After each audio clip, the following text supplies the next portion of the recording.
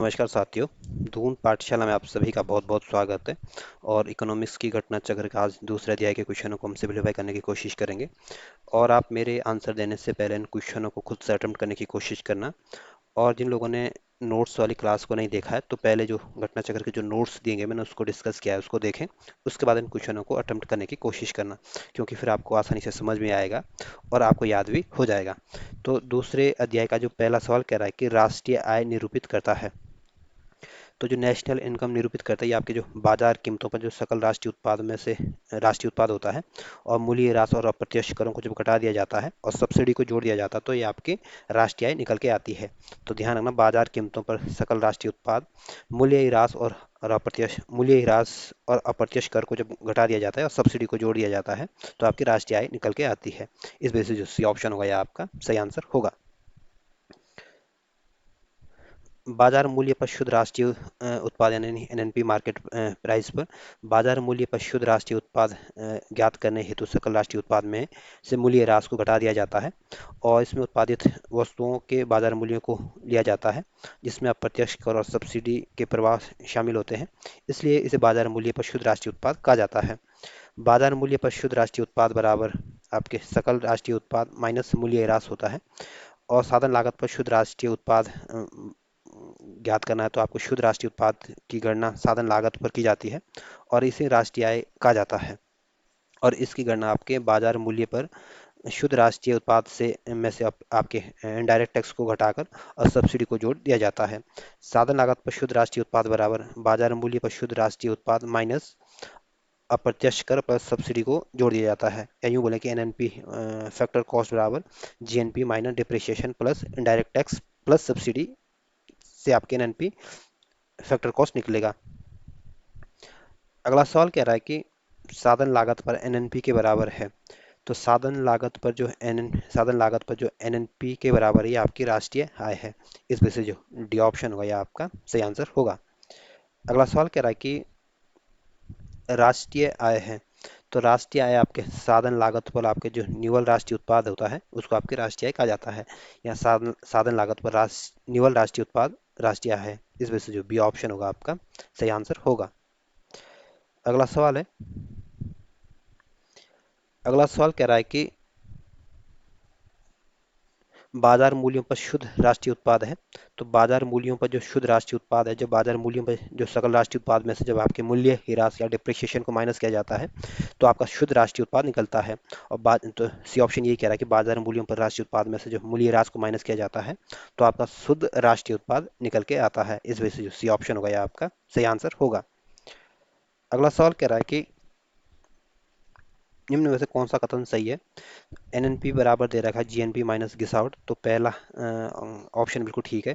जब आपके सकल घरेलू उत्पाद में से जो आपके मूल्य ह्रास को माइनस किया जाता है तो आपका एनएनपी निकल के आता है। दूसरा ऑप्शन कह रहा है कि एनएनपी बराबर जीडीपी प्लस विदेशों से शुद्ध आय माइनस घिस आउट व्यय। तो एनएनपी भी ठीक दिया गया है, दूसरा ऑप्शन में भी ठीक है। जब जीडीपी में से आपके एनएनपी में जब जीडीपी में विदेशों से जो शुद्ध आय है उसको जोड़ दिया जाता है और घिस आउट व्यय को माइनस किया जाता है तो आपकी एनएनपी निकल के आती है। जीडीपी में विदेशों से शुद्ध आय को जोड़ दिया जाता है और घिस आउट व्यय को घटा दिया जाता है। तो इसमें दोनों ही कथन ठीक है। इस वजह से जो सी ऑप्शन होगा ये आपका सही आंसर होगा। जब हमें एनएनपी ज्ञात करना होता है तो हमें जीएनपी में से आपके मूल्य ह्रास को घटाना होता है। और जब शुद्ध राष्ट्रीय एनएनपी अगर ज्ञात करना है तो आपके जीडीपी में आपके घिस आउट व्यय को माइनस किया जाता है और विदेशों से शुद्ध आय को जोड़ दिया जाता है। तो एनएनपी की इस जीएनपी में अगर घिस आउट को व्यय कर दे तो भी एनएनपी आती है, और एनएनपी में आपके जीडीपी में से घिस आउट व्यय को घटा दिया जाए और विदेशों से शुद्ध प्राप्त आय को जोड़ दिया जाए तभी आपकी एनएनपी निकल के आती है। अगला सवाल कह रहा है कि किसी दी गई अवधि के लिए एक देश की राष्ट्रीय आय है। तो किसी दी गई अवधि में एक देश की जो राष्ट्रीय आय होती है आपके उत्पादित अंतिम वस्तुओं और सेवाओं का मौद्रिक मूल्य के बराबर होती है। इस वजह से जो डी ऑप्शन होगा यह आपका सही आंसर होगा। राष्ट्रीय आय राष्ट्रीय आय किसी अर्थव्यवस्था के एक विशेष समय अवधि में देश के नागरिकों द्वारा उत्पादित समस्त अंतिम वस्तुओं और सेवाओं का कुल मौद्रिक मूल्य से है। भारत में राष्ट्रीय आय की गणना आपके सांख्यिकीय कार्यक्रम कार्यान्वयन मंत्रालय भारत सरकार के तहत आपके एनएसओ के द्वारा की जाती है। तो ध्यान रखना, जो भारत में जो नेशनल इनकम की जो गणना की जाती है आपके एनएसओ के द्वारा की जाती है। और एनएसओ आपके ये आपके सांख्यिकीय कार्यक्रम कार्यान्वयन मंत्रालय के अधीन भारत सरकार के अधीन काम करता है, और इससे पहले आपके सीएसओ के द्वारा की जाती थी। अगला सवाल कह रहा है कि एक खुली अर्थव्यवस्था में अर्थव्यवस्था की राष्ट्रीय आय बराबर सी आई जी एक्स एम क्रमशः अर्थ, उपभोग, निवेश, सरकारी खर्च, कुल निर्यात, कुल आयात आयात है। तो इसमें आपको ये बताना है ये सूत्र कौन सा है। तो अगर राष्ट्रीय आय को अगर निकालना है तो इसमें राष्ट्रीय आय बराबर सी प्लस आई प्लस जी एक्स माइनस एम वाला सूत्र आता है। यहाँ सी जो होती है आपका उपभोग हो गया, और जो आई आपकी इन्वेस्टमेंट हो गया, जी जो आपका गवर्नमेंट एक्सपेंडिचर हो गया, और एक्स इंपोर्ट हो गया, और इंपोर्ट और एक्सपोर्ट और इंपोर्ट हो गया, एक्स और एम एक्सपोर्ट इंपोर्ट हो गया है। तो ये आपको अगर राष्ट्रीय आय निकालनी है तो वाई बराबर सी प्लस आई प्लस जी प्लस एक्स माइनस एम को जोड़ना पड़ेगा। तो जो सी ऑप्शन होगा यह आपका सही आंसर होगा। अगला सवाल है, अगला सवाल कह रहा है कि निम्नलिखित में से कौन सकल घरेलू उत्पाद यानी जीडीपी की गणना की विधि नहीं है। तो जीडीपी की गणना की जो विधि है, उत्पाद विधि जो है, ये आपके जीडीपी की गणना की विधि है। आय विधि भी आपके जीडीपी के गणना की विधि है। व्यय विधि भी आपके जीडीपी की गणना की विधि है, लेकिन ह्रासमान लागत विधि जो है ये आपकी जीडीपी की गणना की विधि नहीं है। इस वजह से जो भी ऑप्शन होगा ये आपका सही आंसर होगा। जीडीपी की जो गणना होती है तीन विधि अपनाई जाती है: उत्पाद विधि, आय विधि और व्यय विधि। ह्रासमान लागत विधि के माध्यम से सकल उत्पाद की गणना नहीं की जाती है। अगला सवाल कह रहा है कि निवल राष्ट्रीय उत्पाद और सकल राष्ट्रीय उत्पाद है। तो जो एनएनपी और जीएनपी है ये आपके राष्ट्रीय उत्पाद का मूल्य मापन है। तो पहला ऑप्शन बिल्कुल ठीक है। और जो एनएनपी है, जब इसमें से जो एनएन जब जब आप जीएनपी में से आपके मूल्य ह्रास को माइनस करते हैं तो आपका एनएनपी आता है। तो एनएनपी और जीएनपी दोनों अलग अलग हैं। तो इसमें पहला ऑप्शन भी ठीक है, डी ऑप्शन भी ठीक है। इस वजह से इसमें स्टार बना हुआ है, क्योंकि जब आप जीएनपी में से आपके मूल्य ह्रास को माइनस करोगे तब आपके एनएनपी निकल के आती है। इस वजह से जो इसमें स्टार बना हुआ है, क्योंकि पहला ऑप्शन भी ठीक है और डी ऑप्शन भी ठीक है। निवल राष्ट्रीय उत्पाद या नेट नेशनल प्रोडक्ट और सकल राष्ट्रीय उत्पाद यानी ग्रॉस नेशनल प्रोडक्ट के द्वारा राष्ट्रीय उत्पाद के मूल्य के मापन किया जाता है, और ये दोनों अलग अलग है। जीएनपी किसी देश के नागरिकों द्वारा एक वर्ष में उत्पादित सभी अंतिम वस्तुओं और सेवाओं का कुल मूल्य होता है, जिसमें आपके मूल्य ह्रास को जब घटा दिया जाता है तो आपके एनएनपी प्राप्त होता है। अर्थात एनएनपी बराबर जीएनपी माइनस मूल्य ह्रास। अगला सवाल कह रहा है कि नामात्र जीडीपी है।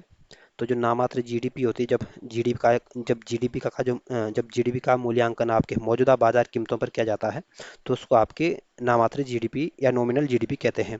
और जब जीडीपी की का मूल्यांकन आपके आधार वर्ष पर किया जाता है तो इसको आपके रियल जीडीपी कहते हैं। तो इस वजह से जो बी ऑप्शन होगा यह आपका सही आंसर होगा। जब अर्थव्यवस्था में जीडीपी का मूल्यांकन आपके वर्तमान मूल्यों की कीमतों पर किया जाता है तब उसे आपके नामात्र सकल घरेलू उत्पाद या नॉमिनल जीडीपी कहते हैं। और नॉमिनल जीडीपी तथा वास्तविक जीडीपी का जो अनुपात होता है इसको आपके कीमत सूचकांक कहलाता है। जीडीपी का अनुपात कीमत सूचकांक कहलाता है।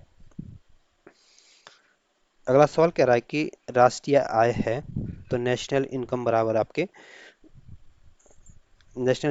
आपके बाजार मूल्य पर एनएनपी माइनस अप्रत्यक्ष कर माइनस सब्सिडी। इस वजह से जो बी ऑप्शन होगा यह आपका सही आंसर होगा।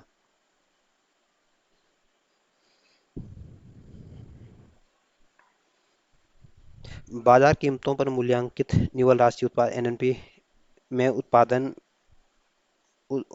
को यानी सब्सिडी को शामिल करने पर जो प्राप्त होगा वो कारक लागत पर निवल राष्ट्रीय उत्पाद तथा राष्ट्रीय आय कहलाएगा। एनएनपी मार्केट प्राइस बराबर माइनस अप्रत्यक्ष कर प्लस माइनस सब्सिडी, या एनएनपी फैक्टर कॉस्ट बराबर एनएनपी मार्केट प्राइस माइनस शुद्ध अप्रत्यक्ष कर माइनस सब्सिडी।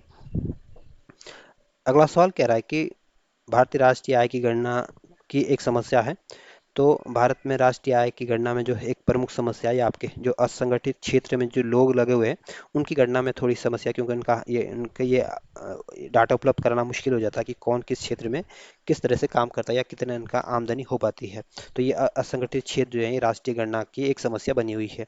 इस वजह से जो डी ऑप्शन होगा ये आपका सही आंसर होगा। असंगठित क्षेत्र में काम करने वाले लोगों की आय की गणना का कोई भी उचित उपकरण या तरीका उपलब्ध न होने के कारण भारत में राष्ट्रीय आय की गणना असंगठित क्षेत्र की एक समस्या बनी हुई है। अगला सवाल कह रहा है कि आपको बताना कौन कौन से कथन इसमें सही है। पहला कथन कह रहा है कि शुद्ध घरेलू उत्पाद बराबर सकल घरेलू उत्पाद प्लस मूल्य ह्रास। तो पहला कथन गलत है। अगर शुद्ध घरेलू उत्पाद आपको ज्ञात करना है तो सकल घरेलू उत्पाद में से आपके मूल्य ह्रास को जोड़ना नहीं बल्कि आपके मूल्य ह्रास को आपके माइनस करना है, तब आपके शुद्ध सकल घरेलू उत्पाद आएगा। इस वजह से पहला कथन तो गलत है। दूसरा कथन कह रहा है कि प्रति व्यक्ति आय बराबर शुद्ध घरेलू उत्पाद बटा ऑब्लिक राष्ट्र की कुल जनसंख्या। तो दूसरा कथन भी गलत है। अगर आपको प्रति व्यक्ति आय ज्ञात करनी है तो जो राष्ट्रीय आय होगी, जो देश की कुल राष्ट्रीय आय होगी, उसमें कुल जनसंख्या से भाग देने पर आपकी प्रति व्यक्ति आय निकल के आएगी, ना कि शुद्ध घरेलू उत्पाद में से आपके राष्ट्र की कुल जनसंख्या से भाग देना पड़ेगा। तो दूसरा कथन भी क्या है, गलत है। तीसरा कथन कह रहा है कि विश्व की अर्थव्यवस्था की तुलना करने हेतु शुद्ध घरेलू उत्पाद सकल घरेलू उत्पाद की अपेक्षा बेहतर मानक है। तो तीसरा कथन बिल्कुल ठीक है। अगर हम विश्व की अर्थव्यवस्था की तुलना करें तो जीडीपी की तुलना में आपके जो एनएनपी है ये ज़्यादा बेहतर माना जाता है, क्योंकि इसमें हम मूल्य ह्रास को घटा देते हैं। तो इसमें तीसरा कथन ठीक है, पहला दूसरा कथन गलत है। लेकिन इसमें से तीसरा कथन कहीं भी इसमें ऑप्शन में नहीं दिख रहा है कि जिसमें तीसरा कथन बिल्कुल ठीक हो। इस वजह से जो डी ऑप्शन होगा यह आपका सही आंसर होगा। शुद्ध घरेलू उत्पाद का अभिप्राय एक वर्ष में एक देश की घरेलू सीमा में निवासियों द्वारा उत्पादित अंतिम वस्तुओं सेवाओं के मौद्रिक मूल्य से है, जिसमें स्थिर पूंजी के उपभोग को घटा दिया जाता है। शुद्ध घरेलू उत्पाद बराबर सकल घरेलू उत्पाद माइनस मूल्य ह्रास है। प्रति व्यक्ति आय एक राष्ट्र या भौगोलिक क्षेत्र में रहने वाले व्यक्तियों की औसत आय होती है। प्रति व्यक्ति आय का उपभोग प्रति व्यक्ति आय का उपयोग किसी क्षेत्र के लिए औसत प्रति व्यक्ति आय निर्धारित करने और आबादी के जीवन स्तर की गुणवत्ता का मूल्यांकन के लिए किया जा सकता है। किसी राष्ट्र के लिए प्रति व्यक्ति आय की गणना देश की राष्ट्रीय आय को उसकी जनसंख्या से विभाजित करके ज्ञात की जा सकती है। किसी देश की सीमा में एक निर्धारित समय के भीतर उत्पादित सभी अंतिम वस्तुओं और सेवाओं का कुल मौद्रिक मूल्य आपका जीडीपी कहते हैं। यह किसी देश की घरेलू के उत्पाद का व्यापक माप होता है और इसमें किसी भी देश की अर्थव्यवस्था की सेहत का पता चलता है। परंतु विश्व की अर्थव्यवस्था की तुलना करने हेतु शुद्ध घरेलू उत्पाद सकल घरेलू उत्पाद की अपेक्षा बेहतर मानक है, क्योंकि इसमें घिसावट मूल्य को घटा दिया जाता है, जिसमें वास्तविक और अंतिम वस्तु और सेवाओं का मूल्य का पता चलता है।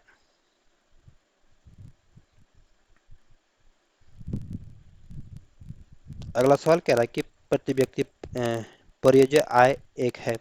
तो जो प्रति व्यक्ति परियोज्य आय या प्रति व्यक्ति परियोज्य आय आपके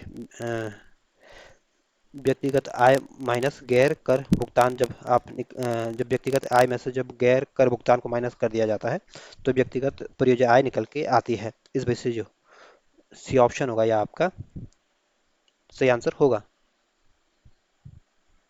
सॉरी, इसमें जब प्रति व्यक्ति परियोजना आय तब निकल जब व्यक्तिगत आय में से आपके व्यक्तिगत कर भुगतान को माइनस किया जाता है और गैर कर भुगतान को भी माइनस कर दिया जाता है, तब आपके व्यक्तिगत परियोजना आय निकल के आती है। इस वजह से जो बी ऑप्शन होगा ये आपका सही आंसर होगा।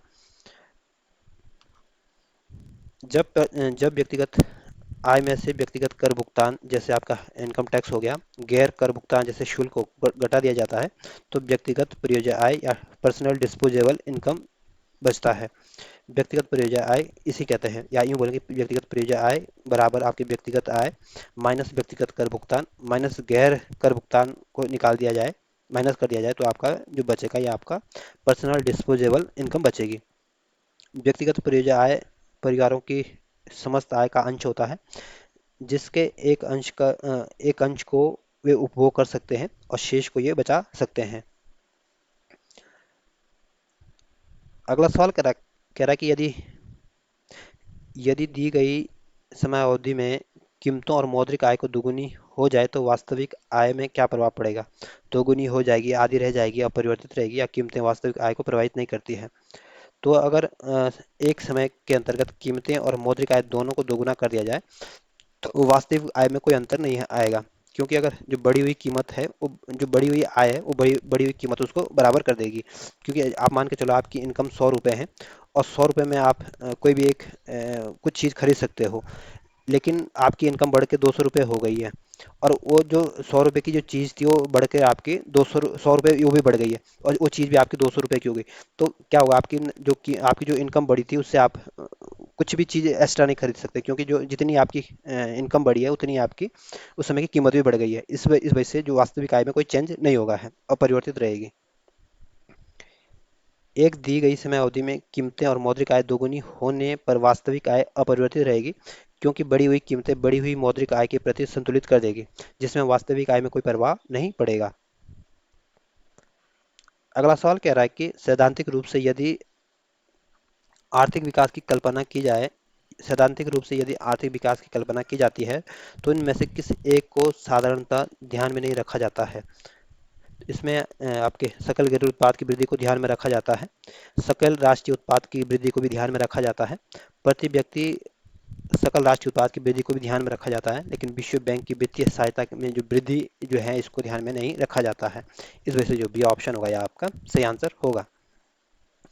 आर्थिक विकास में आपके जीडीपी, जीएनपी और प्रति व्यक्ति सकल राष्ट्रीय उत्पाद की वृद्धि को ध्यान में रखा जाता है। अगला सवाल कह रहा है कि अगला सवाल आपके भारतीय अर्थव्यवस्था के बारे में अमर्त्य सेन के सुझाव से संबंधित क्वेश्चन पूछा गया, और आपके सामने 4 कथन है और आपको बताना कि इसमें कौन कौन से कथन सही है।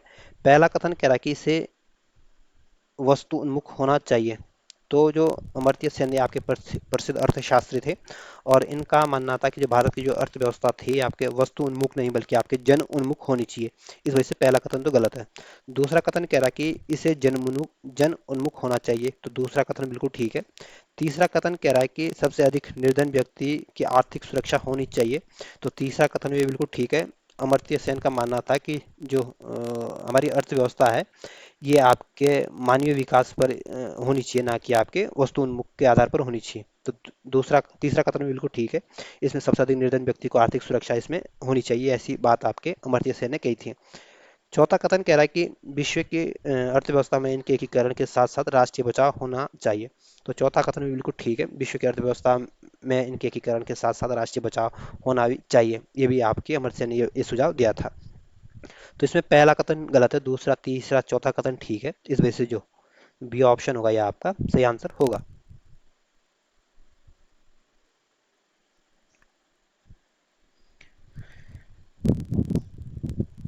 अमर्त्य सेन कल्याणकारी अर्थशास्त्र से संबंधित है, और इनके अनुसार आर्थिक विकास का मुख्य लक्ष्य मानवीय विकास होना चाहिए, और इसकी दृष्टि इसी दृष्टिकोण के कारण अमर्त्य सेन ने भारतीय अर्थव्यवस्था के संदर्भ में दूसरा तीसरा चौथा कथन की सिफारिश की थी। अगला सवाल कह रहा है कि यह विचार कि भविष्य में भारतीयों के नियोजन में वस्तुओं से अधिक ध्यान व्यक्तियों पर देना चाहिए, वक्तव्य किसका है? तो ये कथन आपके अमर्त्य सेन का है, इस वजह से जो ये ऑप्शन होगा यह आपका सही आंसर होगा। 1988 में अर्थशास्त्र के नोबेल पुरस्कार से सम्मानित अमर्त्य सेन को आपके 1998 में अर्थशास्त्र के क्षेत्र में नोबेल पुरस्कार से सम्मानित किया गया था, और अमर्त्य सेन का यह विचार था कि भविष्य में भारतीय नियोजन में वस्तुओं से अधिक आपके व्यक्तियों पर ध्यान देना चाहिए। अगला सवाल कह रहा है कि हिंदू वृद्धि दर किस वृद्धि दर से संबंधित है? तो हिंदू हिंदू वृद्धि दर का जो संबंध है ये आपके राष्ट्रीय आय से संबंधित है, इस वजह से जो बी ऑप्शन होगा यह आपका सही आंसर होगा। प्रोफेसर राज कृष्णन ने 1981 में अमेरिकन इकोनॉमिक एसोसिएशन में बोलते हुए हिंदू वृद्धि दर का सबसे पहले प्रयोग किया था, और इनके अनुसार हिंदू परंपरा जो विकास के अनुकूल नहीं है, अथवा इसमें जिसमें विकास को प्रेशर नहीं दिया जाता है, इस कारण भारतीय अर्थव्यवस्था में इसको राष्ट्रीय आय की वृद्धि दर आपके 3.5% के आसपास बनी हुई है, और प्रोफेसर राजकृष्ण द्वारा प्रयुक्त हिंदू वृद्धि दर आपके राष्ट्रीय आय से संबंधित है, यानी जीडीपी से संबंधित है। अगला सवाल कह रहा है कि हिंदू वृद्धि दर किससे संबंधित है? तो हिंदू वृद्धि दर का संबंध आपके जीडीपी से है, इस वजह से जो बी ऑप्शन आपका सही आंसर होगा। अगला क्वेश्चन कह रहा है कि आर्थिक विकास सामान्यतः युग्मित होता है। तो जो आर्थिक विकास होता है ये आपका महंगाई और आय, जब आपका आर्थिक विकास होता है तो महंगाई भी बढ़ती है और आपकी इनकम भी जनरेट होती है, यानी इन्फ्लेशन के साथ होता है। इस वजह से जो बी ऑप्शन होगा ये आपका सही आंसर होगा। आर्थिक विकास के साथ साथ आपके वस्तुओं की मांग और आय में भी वृद्धि होती है। इसी कारण आर्थिक विकास सामान्यतः आपकी स्फीति यानी इन्फ्लेशन के साथ युग्मित होता है। इस वजह से जो बी ऑप्शन होगा आपका सही आंसर होगा।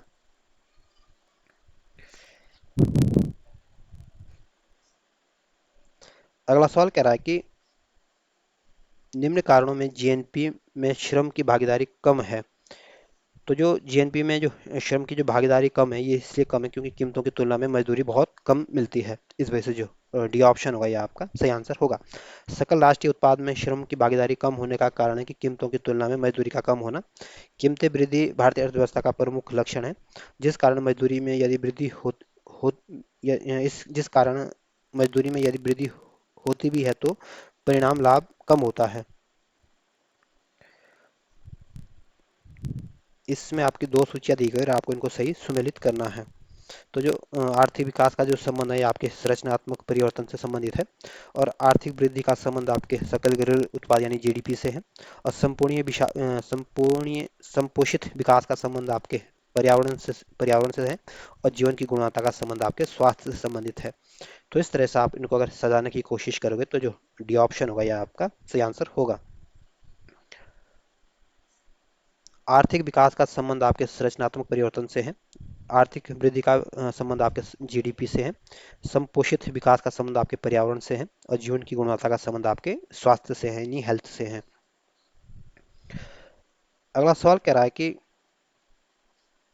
भारतीय अर्थव्यवस्था के संदर्भ में आपके सामने दो कथन है और आपको बताना है कि इसमें कौन कौन से कथन सही है। पहला कथन कह रहा है कि जीडीपी में विगत 1.4 गुना वृद्धि हुई है। तो पहला कथन गलत है। जब भी इस टाइप के स्टेटमेंट आते हैं तो अक्सर ये गलत होते हैं।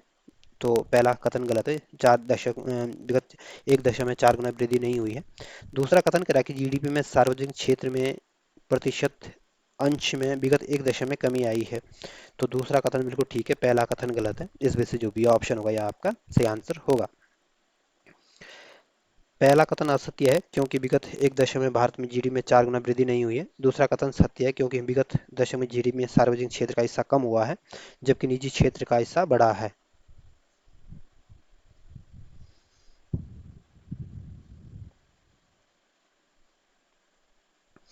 इसमें भी दो सूचियां दी गई और आपको इनको सही सुमेलित करना है। तो जब बड़े स्तर पर वृद्ध स्तर पर जब बढ़ती हुई जब बड़े स्तर पर जब आय बढ़ती है, उत्पादन और रोजगार भी के साथ साथ उच्च स्तर पर जो व्यावसायिक एक्टिविटी या व्यवसायिक कार्यकलाप जो बढ़ता है तो उसे आपके तेजी का दौर माना जाता है। और जब धीमी गति से व्यावसायिक कार्यकलाप के साथ साथ आपके आय और उत्पादन रोजगार में जो गिरावट आती है तो ये आपका सुस्ती का दौर इसको माना जाता है, या सुस्ती का इसको सुस्ती कहते हैं। और जब रोजगार बहुत कम हो और उस बेरोजगारी बहुत ज़्यादा हो और आय के उत्पादन और रोजगार तीव्र गिरावट हो तो इस दौर को आपकी मंदी कहते हैं या उसे मंदी कहा जाता है।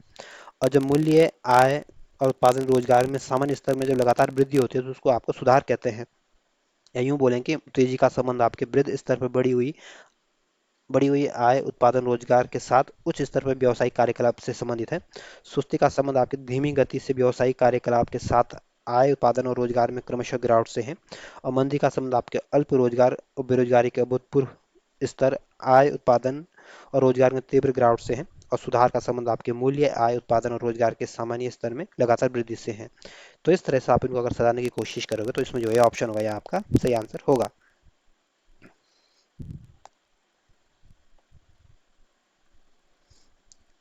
इसमें भी आपके भारतीय अर्थव्यवस्था के संदर्भ में पूछा गया और आपको बताने इसमें कौन कोई सही सुमेलित है। तो जो मेल्ट डाउन होता है इसमें आपके जो स्टॉक की जो कीमत होती है इसमें गिरावट होती है तो उसको आपके मेल्ट डाउन कहते हैं। और जो स्लो डाउन होता है ये आपके जो स्लो डाउन होता है इसमें आपके जो आर्थिक क्रियाएं होती है इसका इसमें आपका ह्रासमान होता है, तो ये आपका सही सुमेलित नहीं है। और जो मंदी का जो समय होता है इसमें जो व्यावसायिक और औद्योगिक चक्र होता है ये आपका संकुचित होता है, तो ये भी आपका सही सुमेलित नहीं है। तो मेल्ट डाउन जो है इसमें आपकी स्टॉक कीमतों में होती है। और स्लो डाउन में आपके जो आर्थिक क्रियाएं होती है उसमें गिरावट होती है, इसमें ह्रासमान होता है। और मंदी में आपके जो औद्योगिक व्यावसायिक और औद्योगिक चक्र होता है, या इसका संकुचन होता है। तो पहला तो सही सुमेलित, बाकी दूसरे ये दो सही सुमेलित नहीं है, इस वजह से जो ये ऑप्शन होगा आपका सही आंसर होगा। मेल्ट डाउन में प्रतिभूतियों बंद पत्रों की गिरावट की स्थिति होती है, जबकि मंदी में आपके व्यावसायिक और औद्योगिक चक्र का संकुचन होता है, और स्लो डाउन में आपकी आर्थिक क्रियाओं का ह्रासमान की स्थिति को कहते हैं। इसमें दो कथन दिए गए और आपको बताना कि इसमें कौन कौन से कथन सही है। पहला कथन कह रहा है कि भारतीय आर्थिक नीति की भारतीय आर्थिक नीति के अंदर और बाहर दोनों से ही आधिकारिक आलोचना हो रही है। तो पहला कथन बिल्कुल ठीक है, भारत की आर्थिक नीति के अंदर अंदर से बाहर से दोनों तरफ से आलोचना हो रही है। आलोचना अधिकांशतः आदर्शों भेदों पर आधारित है। तो दूसरा कथन भी ठीक है, कथन भी ठीक है, कारण भी ठीक है। इस वजह से जो ए ऑप्शन होगा यह आपका सही आंसर होगा। भारत में 1991 में नई आर्थिक नीति मुख्यतः उदारीकरण, निजीकरण, वैश्वीकरण पर आधारित है को अपनाए जाने की आलोचना जारी अभी भी है, और विश्व के विकसित देशों की नई आर्थिक नीति को समग्र निश्चित समय में न अपनाए जाने के कारण भारत सरकार की आलोचना कर रहे थे। वहीं भारत के भीतर इसकी आलोचना इस आधार पर हो रही थी कि नई आर्थिक नीति के कारण भारत में पूंजीवादी का अंगीकरण कर रहा है और संविधान में उल्लेखित समाजवाद के पथ से विचलित हो रहा है, और ये आलोचना आदर्शों में मतभेदों पर आश्रित है। तो ये आज के क्वेश्चन थे।